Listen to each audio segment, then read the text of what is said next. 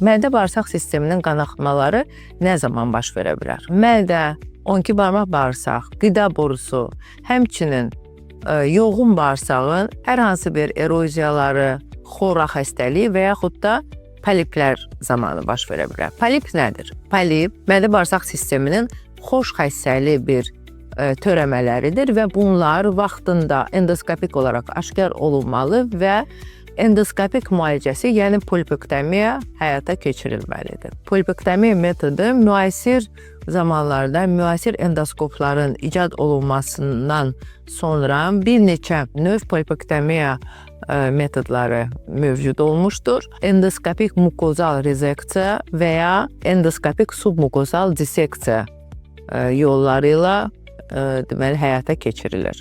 Uşaqlarda daha çox yuvenil poliplər deməli endoskopik olaraq aşkar olunur. Yuvenil poliplər erkən yaşlarında deməli özünü qanaxmalar kimi, rektal qanamalar kimi özünü göstərir və endoskopik müayinə zamanı deməli aşkar olunur və yerindəcə kəsilib götürülür.